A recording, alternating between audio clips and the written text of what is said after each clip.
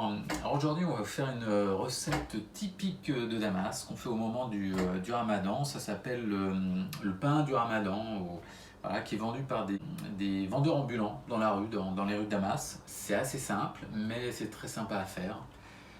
Ça se dit, à Damas, vous l'appelez Naim. Naim, voilà. Naim, ça veut dire doux.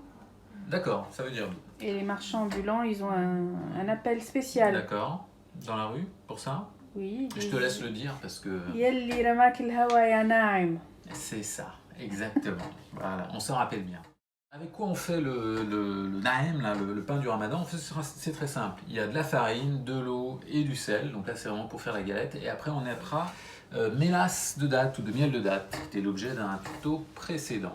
Et il faut beaucoup de temps aussi, parce qu'il faut le préparer 3-4 jours avant. Ouais, d'accord. Ouais. C'est une recette qui se fait en 2 temps. Voilà, donc il faut à peu près 3 jours, parce qu'il y a une préparation. Après, on laisse reposer, sécher. Et après, on prépare. Et dans la deuxième phase, il y a un côté ludique très sympa. Donc vous verrez ça plus tard. Alors maintenant, on va préparer la pâte. Donc en fait, c'est une préparation un peu comme une pâte à crêpes. Donc là, on va utiliser un mixeur. Ça peut aussi se faire à la main, mais là, on va utiliser les moyens modernes. Donc vous commencez à verser l'eau. Donc la quantité, c'est pour un verre de farine, vous avez un verre et demi d'eau et un quart de cuillère à café de sel. Sel d'abord. Voilà, donc là c'est un quart de petite cuillère. Et on verse la farine. Une fois qu'on a fait ça, là, on ferme et puis on met à mixer gentiment. Quelques minutes. Jusqu'à ce que ça soit bien onctueux. On y va.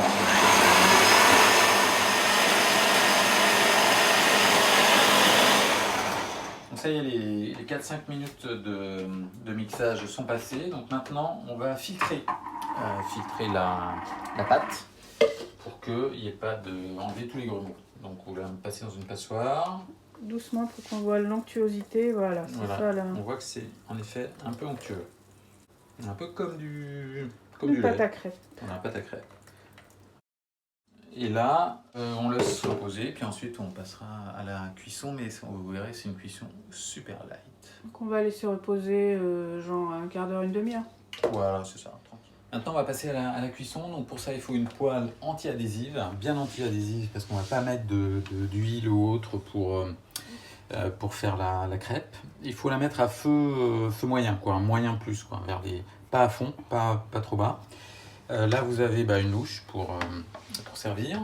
Il faut prévoir un torchon propre et sec ici pour pouvoir faire sécher les crêpes juste après. On va vous montrer. Donc on y va, on verse au milieu, on répartit bien. Voilà, comme ça. Et là on attend. Alors, il ne faut pas que ça cuise, il faut attendre que le blanc disparaisse, enfin que le côté laiteux disparaisse. Et ensuite... Il faut attendre qu'elle veuille bien se détacher. Une fois qu'elle est détachée, on la prend et on la mettra sur le torchon. Là, on attend encore un petit peu. On peut tester un peu. Vous voyez, là elle se détache sur le bord, mais est-ce qu'elle se détache en dessous? C'est pas évident. Non, pas encore. Mais peut-être bientôt. Elle se détache un peu là. Elle se détache un peu. On va faire avec les mains. Voilà. Une fois que vous l'avez là, hop, on la met à sécher sur le torchon. Voilà, c'est un petit peu chaud. Voilà, comme ça. On va essayer avec un autre. On va essuyer. On essuie pour la suivante les restes de la crêpe précédente. On mélange un petit peu. Oui. On mélange un petit peu. Vous prenez la même dose pour la pâte à crêpes. On verse au milieu. On répartit bien. Voilà. Et on attend que ça sèche en fait. Le liquide disparaisse. Alors est-ce que c'est bon? Là c'est bientôt. Donc là vous regardez si vous pouvez je pense qu'on peut la détacher. Voilà. Et hop, elle se détache. Donc vous soulevez comme ça. Ah non, elle se détache pas encore là. Elle reste encore un peu accrochée. C'est bon. On attend encore un peu. Alors on fait une deuxième tentative. Est-ce que c'est mieux là? Ouais, là ça m'a l'air bien. Ça m'a l'air super. Et là, on la retourne comme ça. Et là, super technique, vous voyez. Et vous continuez comme ça jusqu'à la fin de la pâte. Donc là, nos crêpes sont prêtes. Donc vous voyez là, on a fait à peu près 5 bonnes crêpes avec la dose. On a changé le chiffon, hein. Oui, parce que c'est très important en fait le chiffon. Faut vraiment, tout est dans la couleur et le design du chiffon. Alors, vous pouvez voir que les crêpes sont bien élastiques et sont transparentes. On peut voir d'ailleurs là. En termes de dosage, voilà, il faut trouver le bon dosage entre l'épaisseur, le temps de cuisson, la température. Donc au début, il ne faut pas hésiter à faire quelques essais. Et en fait, il faut les sortir quand elles commencent à se détacher naturellement toutes seules. Donc une fois qu'on les a mises là, on les laisse sécher 3-4 jours jusqu'à ce qu'elles soient bien sèches. Et ensuite, on passera à la deuxième phase de la cuisson.